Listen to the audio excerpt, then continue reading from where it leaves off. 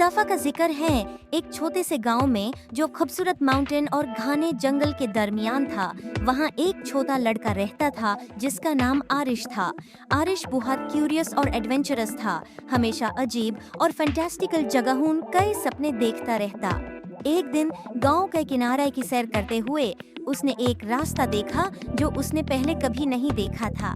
ये रास्ता एक पुराने जादुई घर तक जाता था जो फूलों से ढका हुआ था और एक गार्डन जो जादू से चमकता था उसके इर्द गिर्द था। आरिश खूब और जोश से घर की तरफ बढ़ता है। जैसे ही उसने दरवाजे का हैंडल छूने की कोशिश की, वो एक गर्म सुनहरी रोशनी से चमक उठा। दरवाजा खुद ब खुद खुल गया, जैसे कि वो उसको बुलाता हो। अंदर घर अजीब और शानदार चीजों से भरा हुआ था। किताबें जो राज बताती थीं, पेंटिंग्स जो हरकत करती थीं और फर्नीचर जो अपनी ही धुन पर नचता था। जब आरिश घर को देख रहा था, उसकी मुलाकात एक बाहरी उल्लू से हुई जो बोल सकता था। उल्लू का नाम ही ओलिवर था। ओलिवर ने आरिश को समझाया कि ये घर जादू की एक दुनिया है और ये किसी ऐसे शख्स का इंतजार कर रहा था जिसका दिल पाक हो ताकि उसके राज मालूम हो सकें। घर का अपना एक मैजिक था जो अपना जादू उन लोगों से शेयर करना चाहता था जो इसके लायक थे। ओलिवर ने आरिश को घर के अंदर घूमने में मदद की और उसे अद्भुत कमरे दिखाए।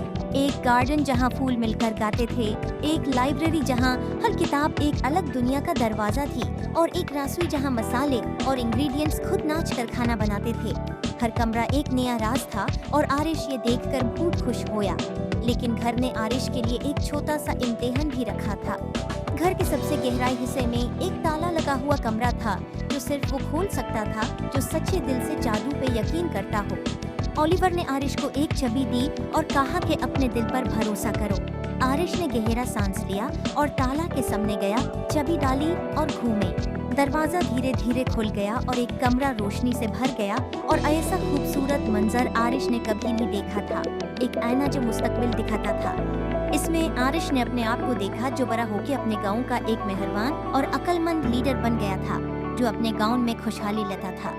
उसने महसूस किया कि असली जादू उसके अंदर ही था। आरिश ने ओलिवर और जादू के घर का शुक्रिया अदा किया और वादा किया कि वो अक्सर वापस आएगा। और इस तरह आरिश और जादू का घर सबसे अच्छे दोस्त बन गए और उनकी दोस्ती ने गांव में सलोन तक जादू और खुशियों को ले आया।